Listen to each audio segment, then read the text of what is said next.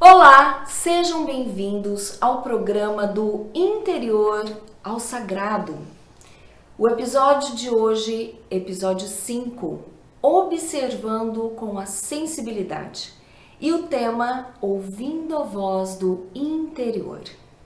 Meu nome é Kellen Zurdo, eu sou psicanalista clínica e educadora cristã e trabalho com terapia existencial. Então, vem comigo nessa jornada. E o conteúdo de hoje, eu tenho certeza que vai te esclarecer muito. Por quê? Porque de repente você pode ter uma grande dificuldade em se interiorizar. E eu quero te explicar o que significa se interiorizar. Não tem como você viver um processo do autoconhecimento, que é uma palavra que eu tenho certeza que você tem escutado muito há um certo tempo, se você não aprendeu o caminho da interiorização. Então eu quero iniciar te fazendo uma pergunta.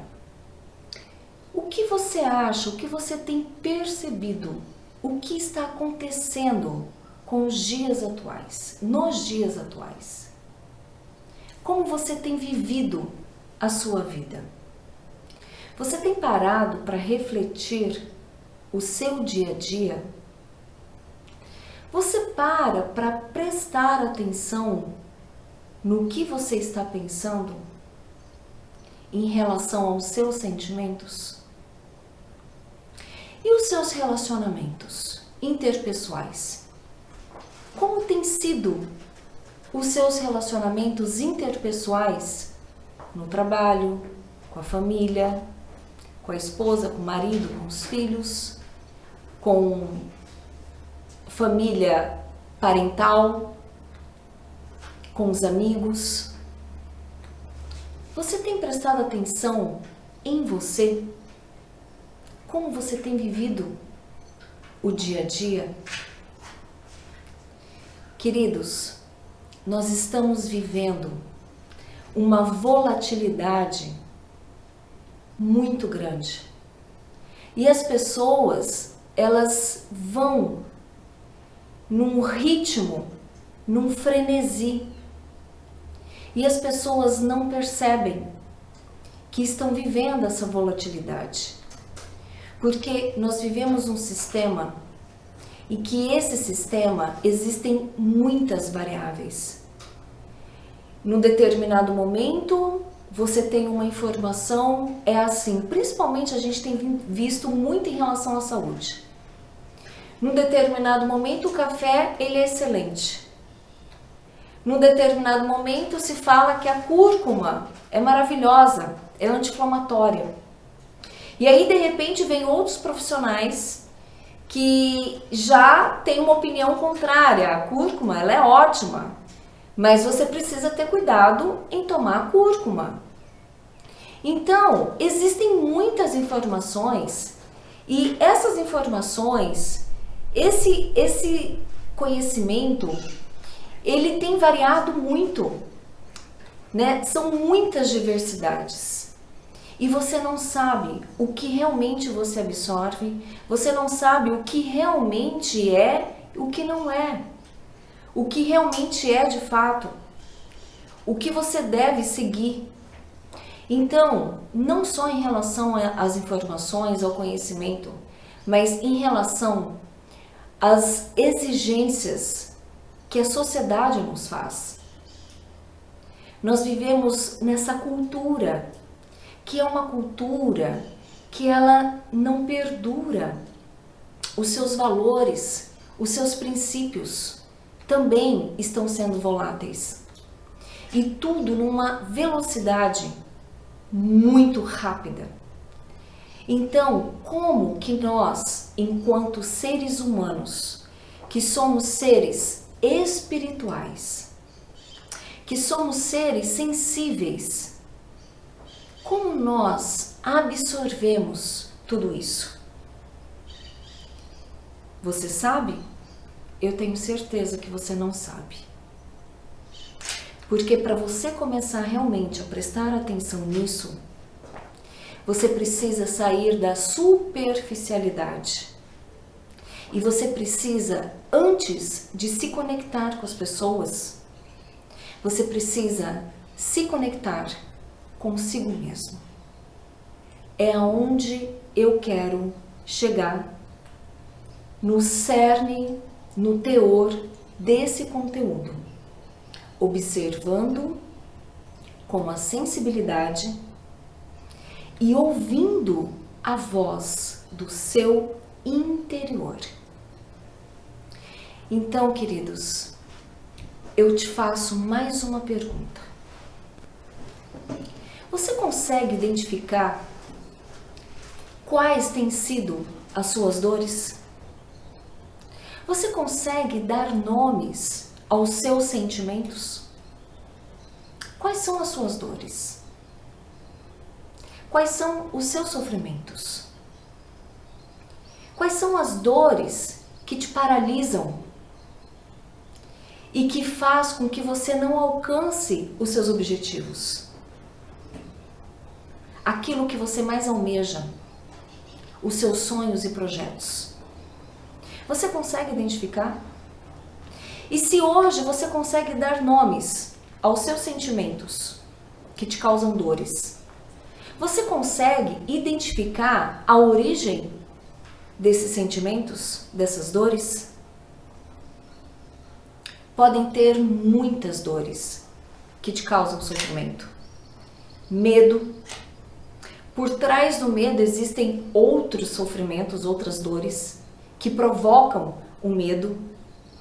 Insegurança, complexos, tristeza, raiva, ódio, mágoa, ressentimentos que te fazem não liberar o perdão, a culpa que faz com que você não se perdoe. Então, queridos, existem N sentimentos, uma lista de sentimentos e uma lista de necessidades, porque todo sentimento, por trás do sentimento, existe uma necessidade.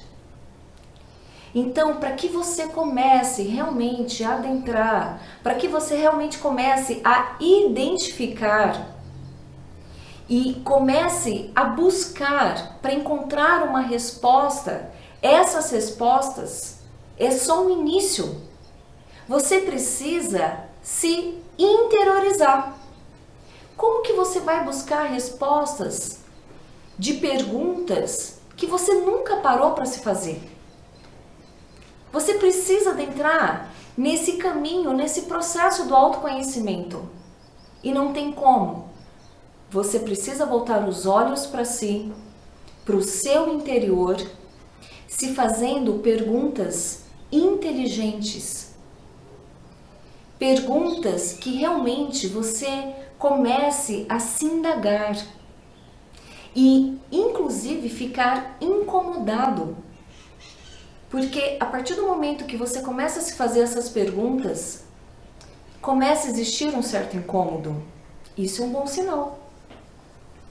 Então, para que você inicie um processo do autoconhecimento, mergulhando, emergindo profundamente, você precisa iniciar a interiorização. E eu vou te explicar, etapa por etapa, do que pode acontecer com você através da interiorização. E quais são as historinhas que você sempre se contou e que você se conta até hoje? Existe alguma historinha que você se conta? Você saberia responder essa pergunta? Será que você já parou para prestar atenção nessas historinhas que você se conta? Provavelmente não. Isso é só mais uma afirmação, uma confirmação de que realmente você provavelmente esteja vivendo nessa volatilidade, que você está vulnerável, né? E vivendo nesse frenesi. Então, queridos, você pode muito bem se fazer essa pergunta e começar a prestar atenção. Para você prestar atenção, para encontrar a resposta, você vai começar a observar que a sua própria mente, ela vai trazer a memória. E ela vai, primeiro, ela vai mergulhando, né, por etapas, o processo do autoconhecimento, essa interiorização.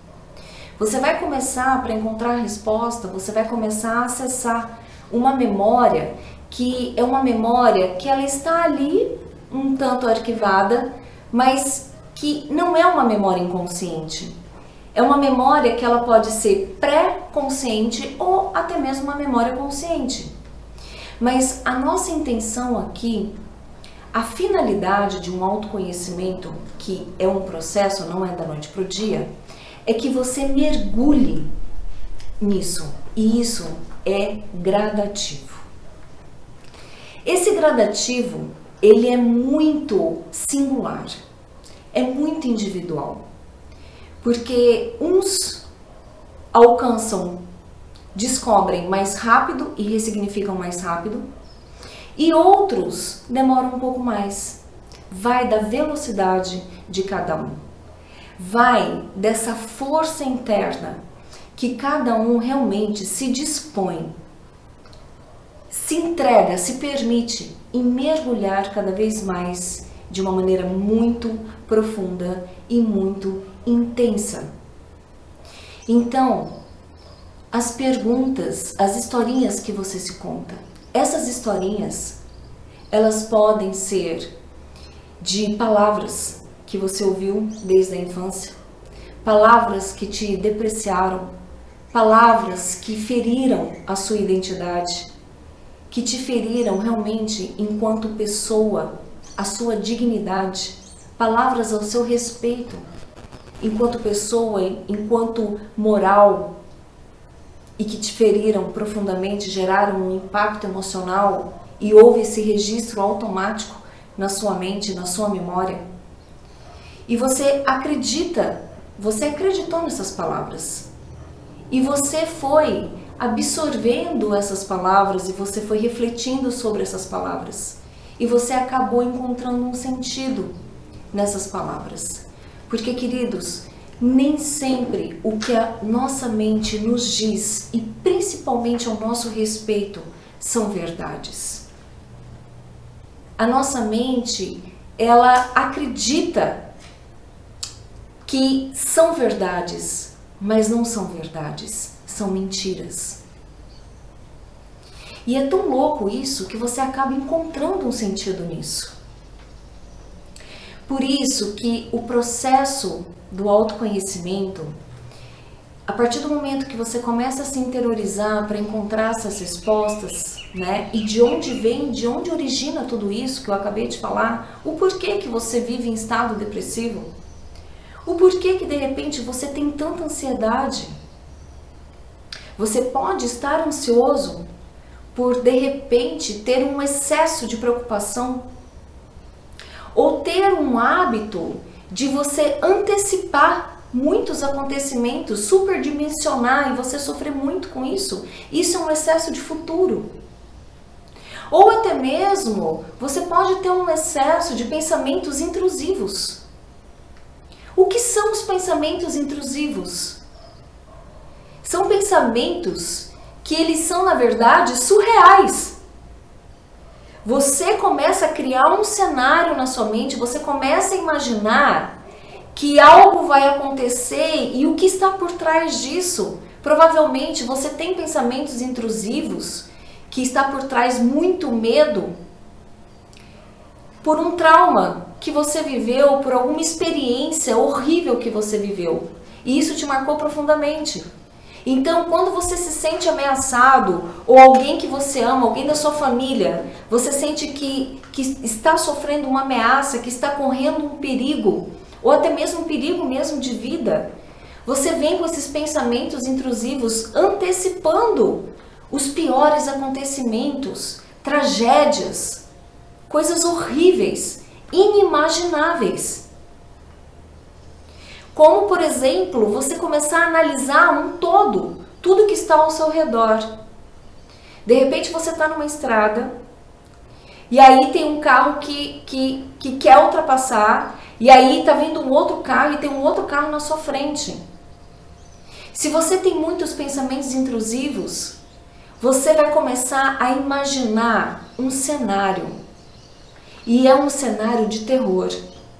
Você vai imaginar o carro ultrapassando, já batendo de frente com outro carro, já pegando o carro que está na sua frente, já pegando o seu carro e você vai vendo todo mundo morto e aquele sangueiro, aquela coisa louca. Esses são os pensamentos intrusivos. São pensamentos que geram morte e que te gera pânico. Você acha que o síndrome do pânico vem de onde? Excesso de medo. São muitos medos. O medo gera ansiedade. E a ansiedade gera um desespero, um turbilhão na sua mente.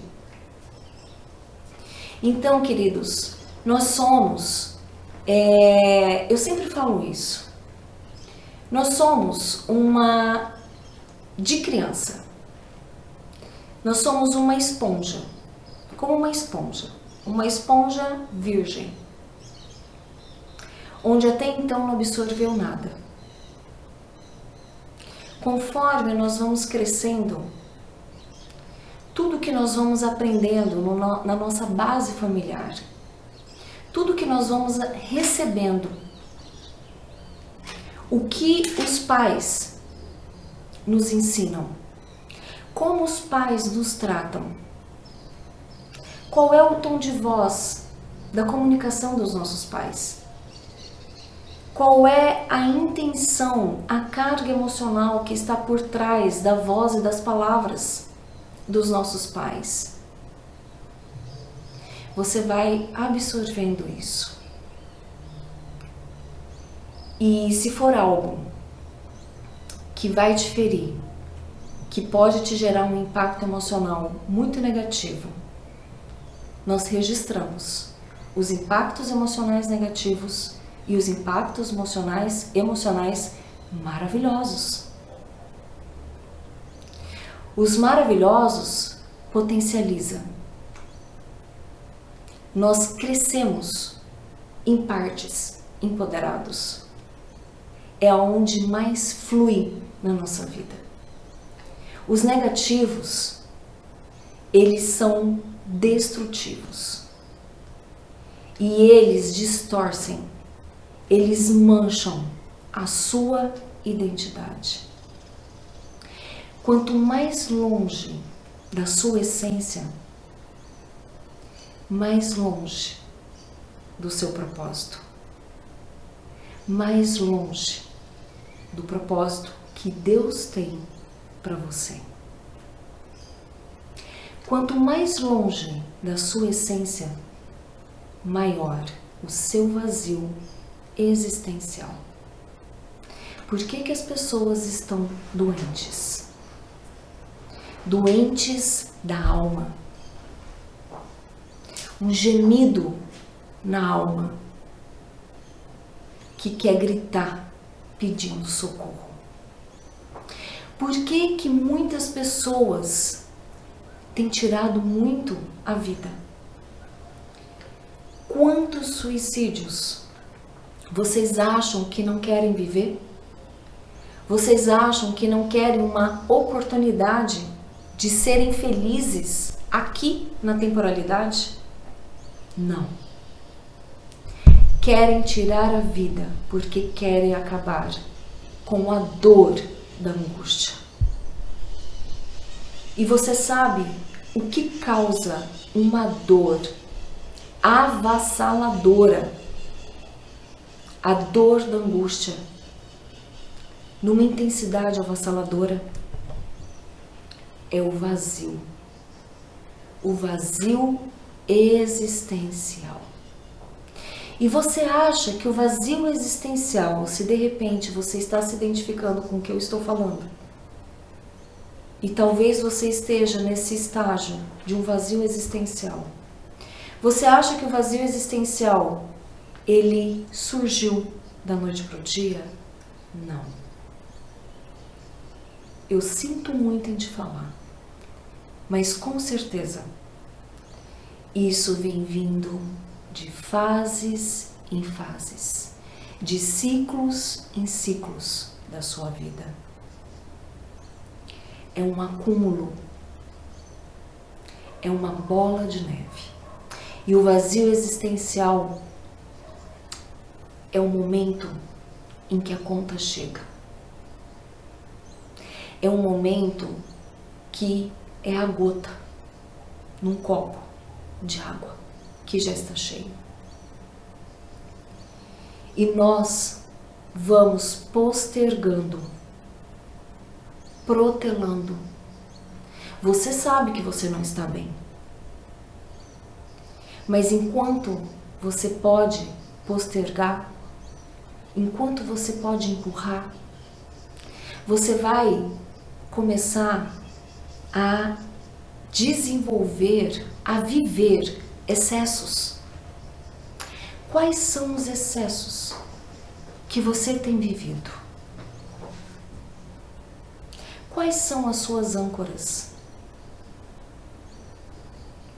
Você sabe o que significa os excessos na nossa vida?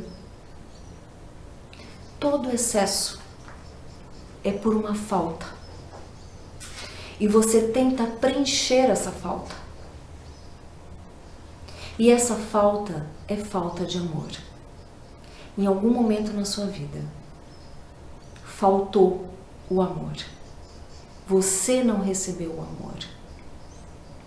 Podem até ter te dado o amor, mas na sua linguagem, nas suas expectativas, de acordo com as suas necessidades, de acordo com as suas carências, você não absorveu esse amor.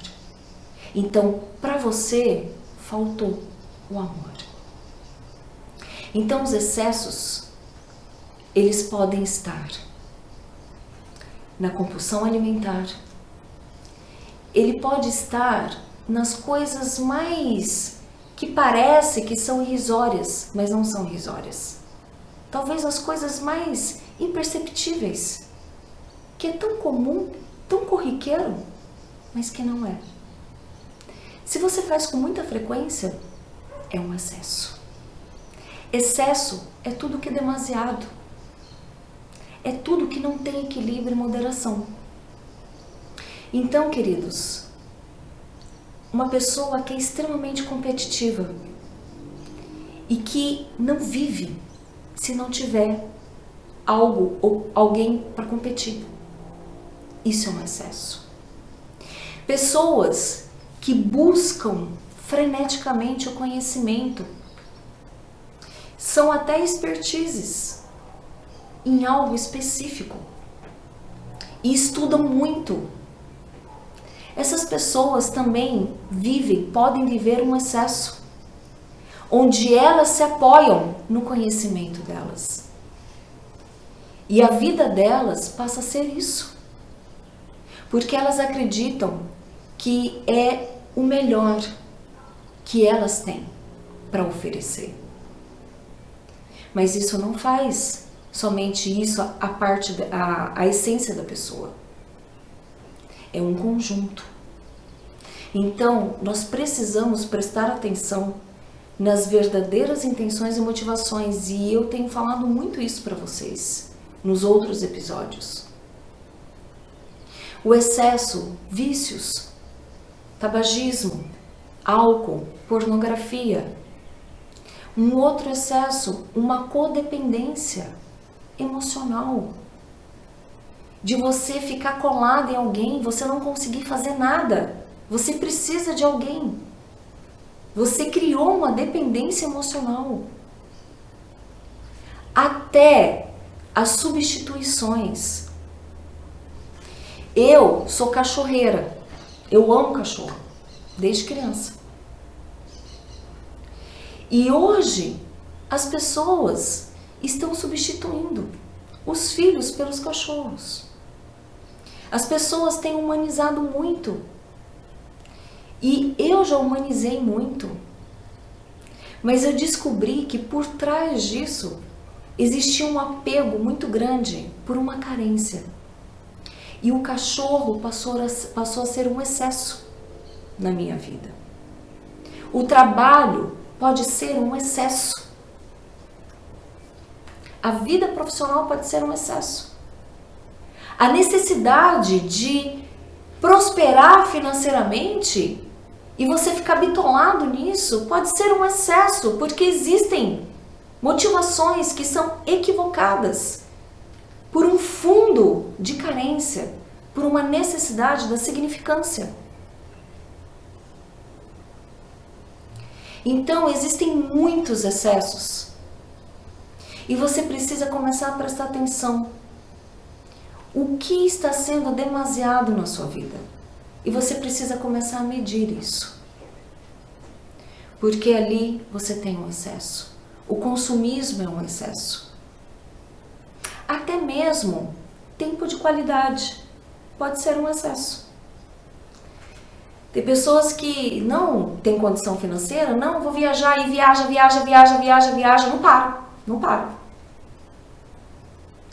Será que ela está realmente com a motivação certa? É um momento dela aproveitar a vida e viajar? Ou será que ela está fugindo de alguma coisa? E tentando preencher um vazio? Percebem que os excessos, eles não preenchem o vazio.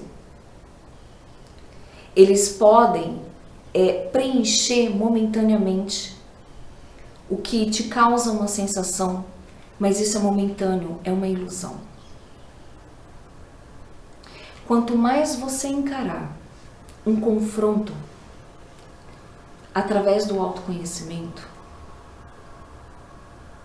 mais rápido você será livre. E você vai viver de uma maneira livre. Você vai estar em contato com a sua essência. Você vai começar a descobrir verdadeiramente quem você é. O seu vazio existencial vai começar a ser preenchido. Porque você vai estar tendo um contato consigo mesmo. E um contato com Deus. Porque nós não somos autossuficientes. E nem somos independentes. Então, queridos, nós precisamos começar a ter um diálogo interno. Somente com a interiorização, voltando os olhos para si, você vai começar para encontrar as respostas através das suas indagações sobre todos os movimentos, tanto externos e internos. Você vai começar a ter esse diálogo interno. Não é um monólogo, é um diálogo interno. E esse diálogo interno, você não está sozinho. Você está com a terceira pessoa da Trindade, se você se entregar e se você se permitir. Você vai começar a ouvir a voz do interior, do seu interior. E sabe por onde você escuta essa voz? Essa voz vai falar com você através da sua consciência. E você precisa se permitir. Você precisa ter um coração sedento, um coração entregue, um coração desejoso. E aí sim, você estará com um coração humilde, um coração rendido, para que você ouça a voz da sua consciência. Porque a voz da sua consciência, ela não vai mentir para você. Só que emocionalmente falando, você pode ter uma grande resistência em relação ao que você vai ouvir. O que essa voz está te dizendo? Você vai aceitar? Você vai reconhecer? Ou você vai começar a falar para essa voz dando argumentos, justificativas, se colocando numa condição de vítima. Porque o seu orgulho não aceitou. O seu orgulho está presente no seu ego. E ele não está aceitando o que a voz da sua consciência está te dizendo. Sabe o que significa isso? Autossabotagem. A autossabotagem é quando a sua razão, a sua consciência te diz algo e emocionalmente você não concorda e você quer fazer o oposto. Então, você precisa dialogar com a sua mente. E você precisa convencer a sua mente de que aquilo que você quer fazer, impulsionado pelos seus desejos, pelas suas emoções, é melhor. Mas no fundo, cognitivamente falando, você sabe que a sua consciência, a voz da razão, o que ela está te falando é a verdade. Entende como muito inconscientemente até a gente se auto-sabota? E a gente vive muitas autossabotagens de uma maneira cíclica. Infelizmente, a gente colhe os frutos. E quais são os frutos? São as consequências. E eu quero exemplificar, dando continuidade. Se você for lá no episódio 2, eu falei um pouquinho sobre que eu entrei no processo do autoconhecimento em solitude. E eu falei um pouquinho dos ganhos e falei, na verdade, o porquê, o que aconteceu comigo, que eu entrei numa depressão profunda, eu tive crise existencial, tive crise de fé, porque a gota de água que transbordou foi por causa de uma frustração muito grande com Deus, por causa do meu pai. Então, se você voltar lá e você assistir o episódio 2, você vai entender um pouquinho mais sobre essa história. Só que eu não dei o desfecho dessa história, né? Como que eu ressignifiquei. E também eu falei que eu vivenciei nesse processo em 3 etapas, que é o que eu quero trazer aqui agora para você. Então, queridos, eu vivi a primeira etapa. A primeira etapa, quando eu estava em depressão, vivendo uma dor da angústia, uma angústia avassaladora que parecia que ia estourar o meu peito.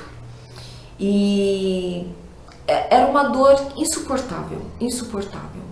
Foi quando realmente eu me rendi. Já fazia 7 anos que eu estava na caminhada cristã. Eu tinha um conhecimento teológico acerca da Bíblia, da Palavra de Deus, e muito envolvida. E foi quando eu estava prestes a me reencontrar com meu pai, porque fazia 25 anos que a gente não se via, né? Eu fui abandonada pelo meu pai e isso desencadeou algo na estrutura do meu psique, algo realmente extremamente destrutivo, né? Um complexo de inferioridade, complexo de rejeição, uma baixa autoestima, eu não me sentia amada, eu não me sentia valorizada. E na caminhada cristã, envolvida, né, me tornei, entre aspas, né, uma referência espiritual. Então, quando eu iniciei nessa primeira etapa do processo da dor da angústia, mesmo que a minha fé estivesse do tamanho de um grão de mostarda, aí realmente eu comecei a entender o que esse versículo diz. Mesmo que você esteja com a fé do tamanho de um grão de mostarda, essa fé ela é capaz de transportar os montes, né? Isso é uma figura de linguagem. Mas o que essa figura de linguagem está querendo nos dizer? Naquele momento, o que eu estava vivendo, aquela fé do tamanhinho de um grão de mostarda, ela foi capaz de transportar os montes. O que foram os montes? Os montes foi a depressão, foi a dor da angústia, foi de enxergar o céu cinza, o dia cinza, literalmente. Um vazio existencial que gerou essa angústia, a falta de sentido na vida, a crise existencial onde eu não sabia mais quem eu era, onde eu achava que todos os sonhos que eu tinha, eram sonhos idiotas, era sonho que não tinha nada a ver, que não fazia sentido, onde eu não me sentia digna de nada e nem merecedora de nada, onde eu não sabia mais se Deus existia e se tudo foi uma ilusão da minha cabeça desde criança. Eu vivi uma grande ilusão, uma grande mentira. Então, queridos, foi algo assim muito destrutivo, foi algo horrível. E hoje eu atendo as pessoas, eu escuto muitas dores, eu escuto muitas histórias e sempre eu estou me identificando com muitas dores e tendo uma empatia cognitiva, porque eu me identifico com as experiências dos meus pacientes, né? Então eu sei o que eu vivi, então eu sei o que ele está sentindo. Eu consigo realmente sentir a dor dos meus pacientes, porque eu vivenciei muitas dessas dores. Então, teve um determinado momento nessa primeira etapa que eu lembro, eu não estava conseguindo dormir, com muita dor, parecia que eu ia infartar. E eu lembro que naquele momento eu recorri àquele que eu conhecia, embora eu estava bem incrédula, né? Não sabia se era ilusão ou se era real. Mas eu recorri a esse ser e eu recorri a Jesus. E eu falei: Jesus, eu fiz assim, deitada, e a outra mão no peito. Eu fiz assim: Jesus, segura na minha mão. E eu fiquei apertando a mão. E eu fiquei apertando a mão porque eu não conseguia dormir mais. Essa dor não deixava eu dormir. E eu estava ficando acabada. E aí eu pedi para Jesus segurar nas minhas mãos. Eu fiz assim. Eu tive uma experiência tão sobrenatural. Queridos, eu adormeci. Eu fui inundada de uma paz. Uma paz. Eu adormeci. No dia seguinte, veio a dor novamente. Um pouco menos intensa. Eu desesperada, querendo arrancar aquela dor, aquela angústia. Eu falei: eu preciso ler a Bíblia. Eu preciso ler a Bíblia. Ou seja, eu estava com a fé no tamanho de um grão de mostarda. Eu, no fundo, acreditava que se eu lesse qualquer trecho aleatoriamente da Bíblia, aquilo poderia aliviar aquela angústia que eu estava sentindo. E aí eu li o livro de Salmos. Eu peguei um capítulo ali aleatório. Eu falei assim: eu acho que Salmos tem mais a ver comigo agora nesse momento, porque Davi teve as crises dele com Deus e tem muitos salmos que ele narra essas crises dele, inclusive crise existencial. E aí eu peguei e comecei a ler. E eu li os Salmos 119. E eu fui lendo, queridos, eu lendo, mesmo com uma fezinha assim, tamanho de um grão de mostarda. Eu lendo aqueles salmos, eu comecei a sentir um alívio. Novamente, eu estava sendo inundada pela paz. A paz que excede a todo entendimento. E assim, essa primeira etapa foi um dia após outro dia.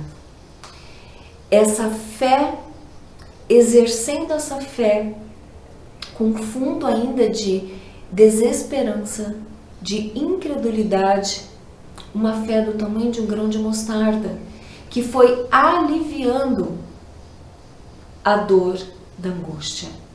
E depois eu entrei na segunda etapa, a segunda etapa do processo foi algo surreal, né? Eu falo que foi surreal. Eu comecei a sentir esse alívio no meu interior, eu não estava mais sentindo a dor da angústia, só que ao mesmo tempo parecia que existia um oco dentro de mim. Eu dormia muito, eu comia muito, eu não pensava em nada e eu vivia isso. Eu fiquei dias assim.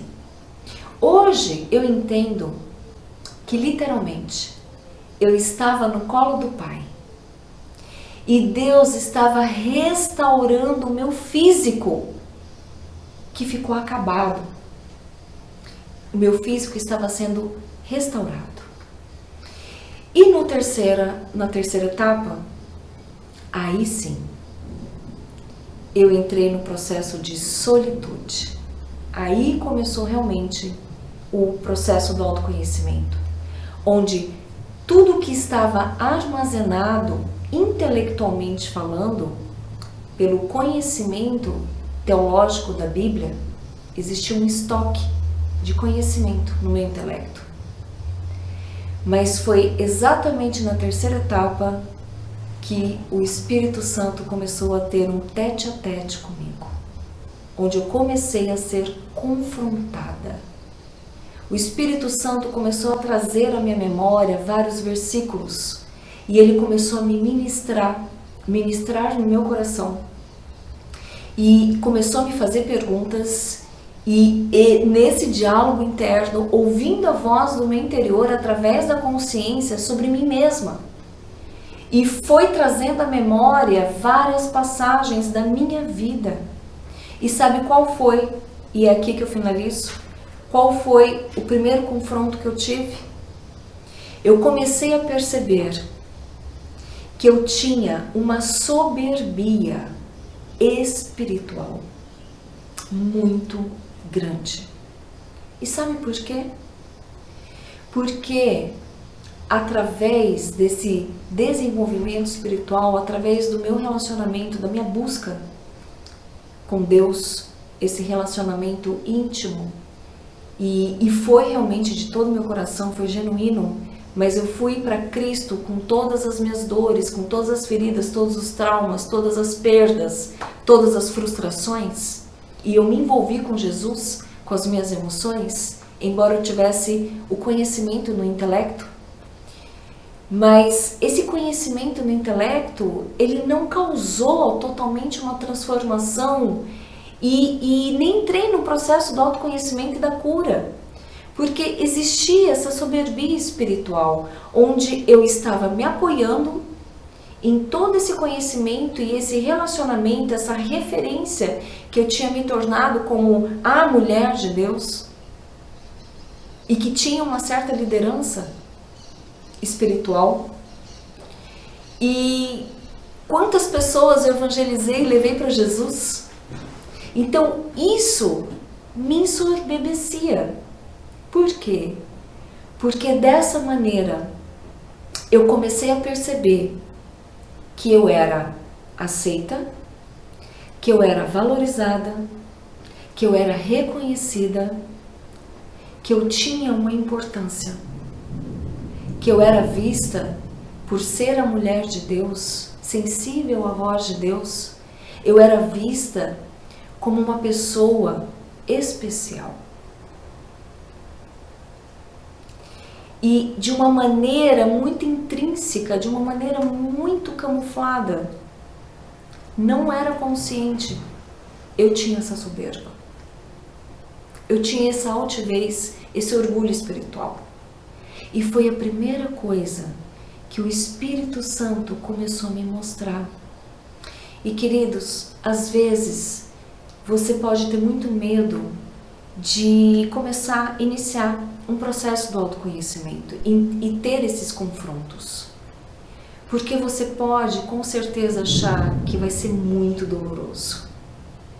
Só que eu quero te dizer, claro que cada um vive na sua individualidade, tem as suas próprias experiências.